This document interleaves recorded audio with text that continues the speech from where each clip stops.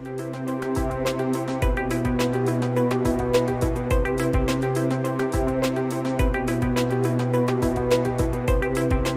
right, so up next we have Trend of Crypto Mining from Bitcoin to Altcoin by Innosilicon. My name is Roger. I'm the CTO of InnoSilicon. So today I will be talking a little bit about the current trend of crypto mining, of BTC and beyond.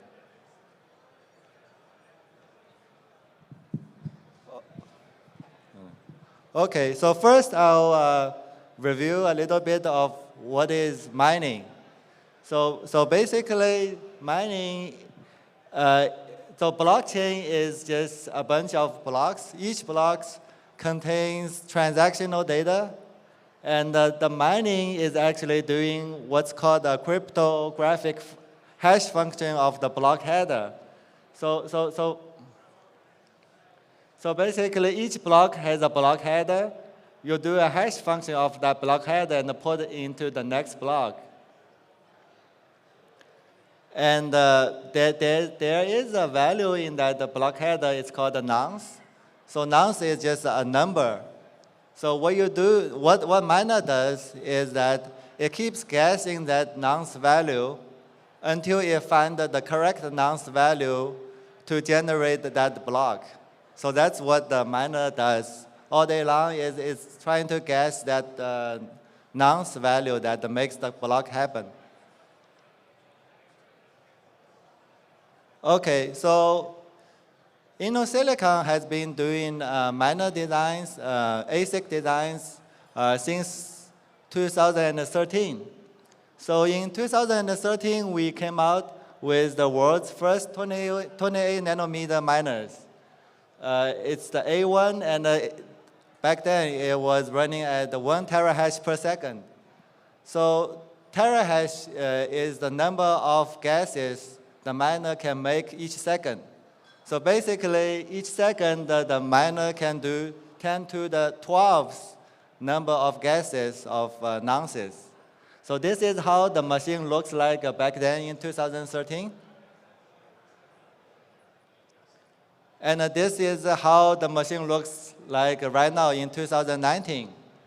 So in 2019, we have our third generation Terminator BTC miners.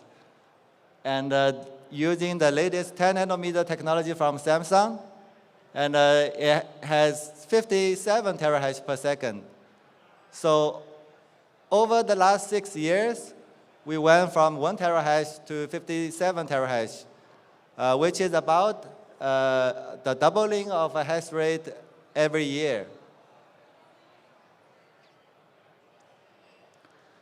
So this is the trend of miner efficiency over time. And over the last 6 years, not just InnoSilicon, but other companies' miner, their efficiency has been doubling about every year for the past 6 years. And in terms of technology, it went from 28 nanometer to 16 nanometer, and nowadays it's down to the 10, 8, and 7 nanometer region. And that's pretty much at the state-of-the-art level. At 7 nanometer is the state-of-the-art technology. But unfortunately, the latest 7 nanometer technology is used heavily by cell phones and other 5Gs. So capacity is an issue for the 7 nanometer technology. So right now, we are still manufacturing mostly at the 10 nanometer and the 8 nanometer node to avoid the capacity issue at 7 nanometer. So because we are at the state-of-the-art technology, so we believe the efficiency improvement will slow down. So it's not going to be doubling in hash rate or doubling in efficiency every year anymore. We are projecting that the efficiency improvement will slow down by at least 50% from now on.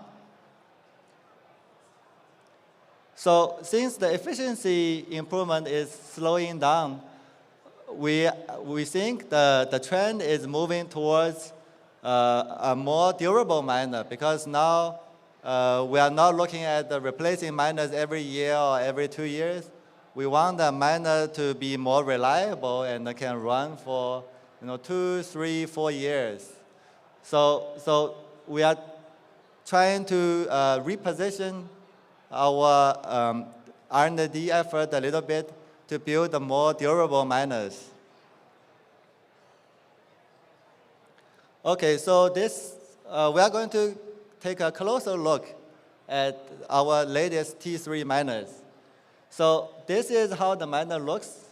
So you notice that, first of all, there's a lot of fans on this miner. So this on the side is the power supply.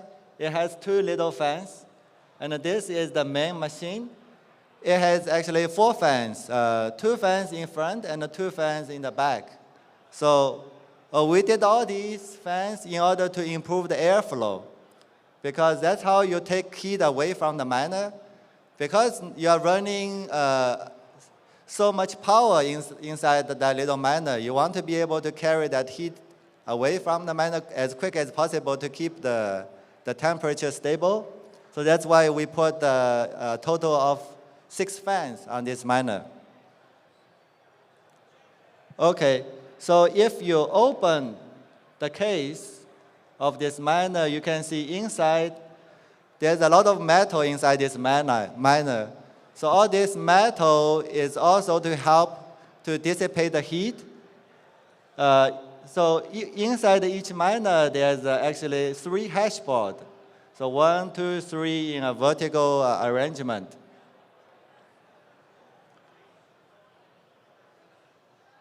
Okay, and this is actually a single hash board. So as you can see, it's almost all metal. So there's so much metal in this machine.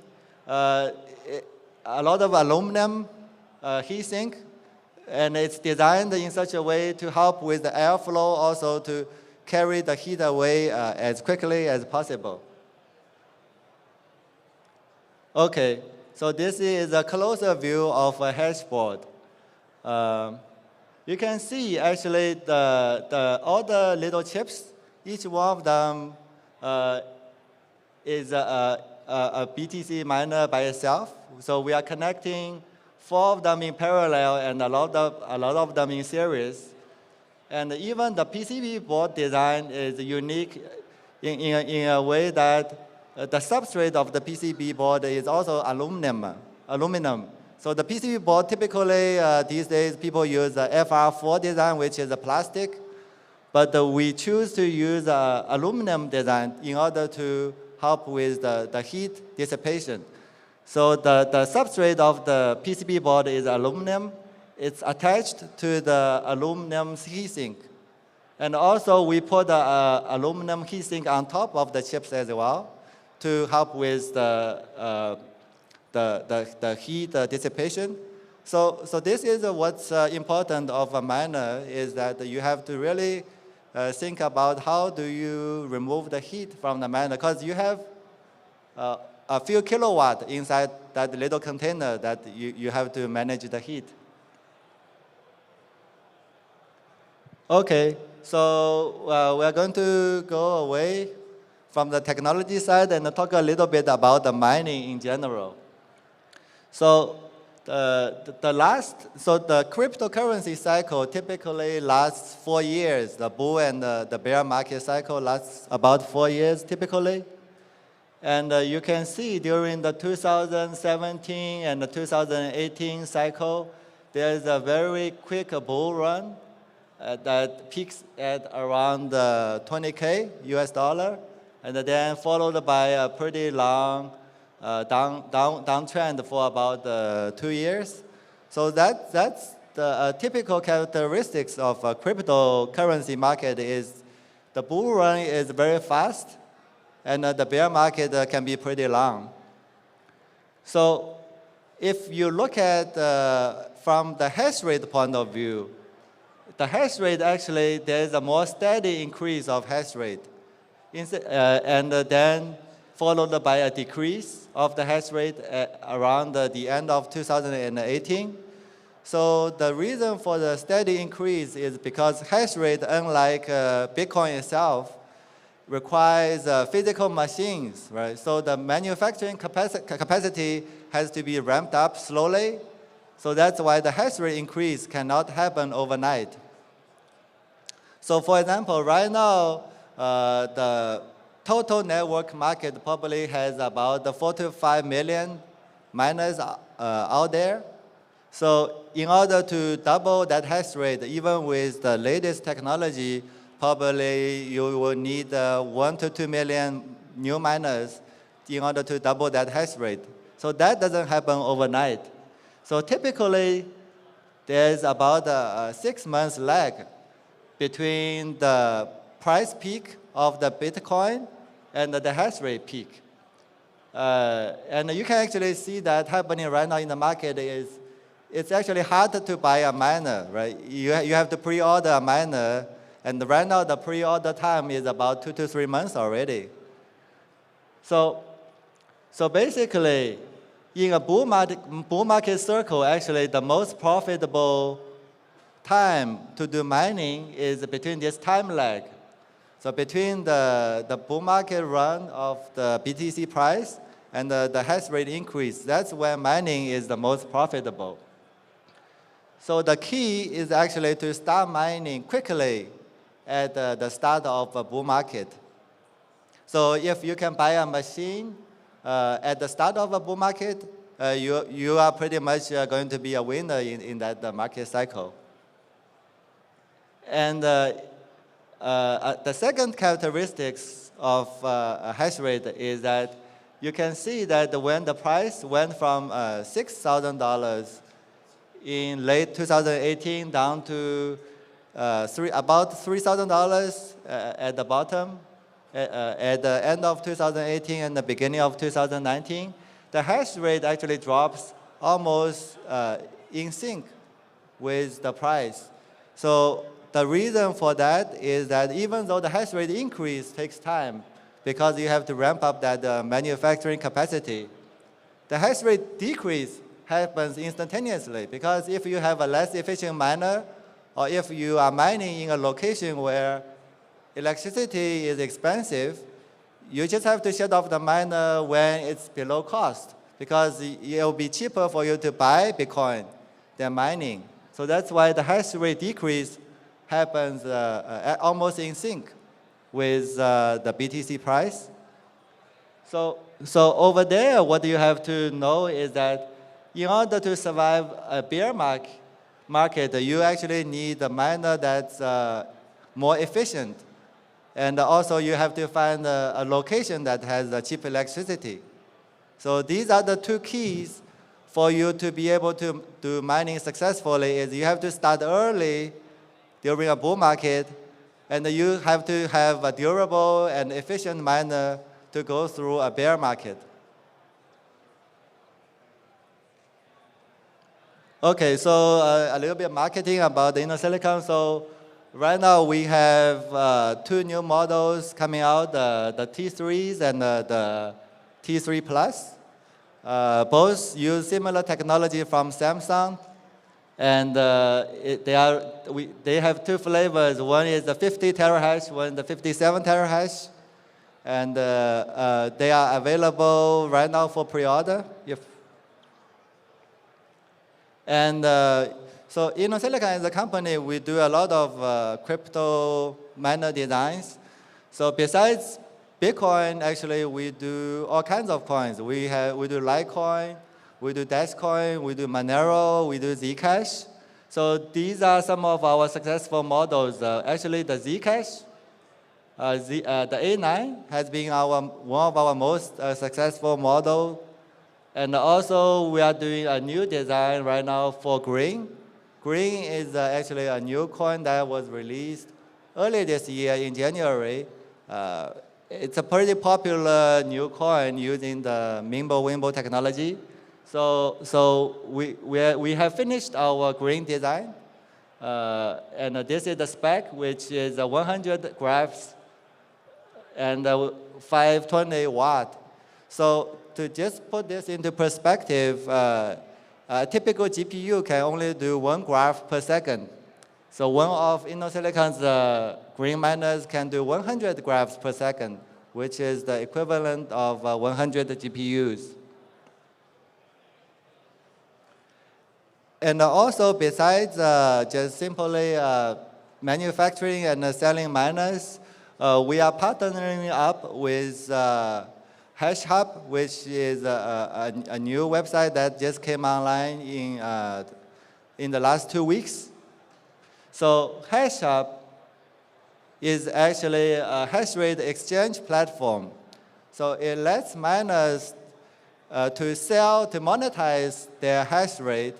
So instead of buying a miner, spend a year to mine Bitcoin, you can buy a miner, then monetize your hash rate for the next 360 days by selling your hash rate on this website, hashrate.com. So you can actually sell your hash rate for 90 days, 180 days, 270 days, or 360 days. So what this does is it removes a lot of the uncertainties of mining and BTC price fluctuation by allowing you to monetize that upfront. So there's actually quite a few hash rate or cloud mining companies out there, but what's unique about Hashrate is, first of all, it allows both buyer and the seller on this exchange, and it focuses more on long-term contract. So some of the other ones, they allows both buyer and the seller on the website, but they are more like on-demand, instantaneous hash rate exchange. So the Hashrate is more focused on long-term. Oh, okay. So is my time up? Yeah, time up. Oh, okay. Okay, so I guess I'll just quickly get one last word is, so InnoSilicon also does mining ourselves, and we have mining facilities all over the world, in China, Kyrgyzstan, and Canada, US.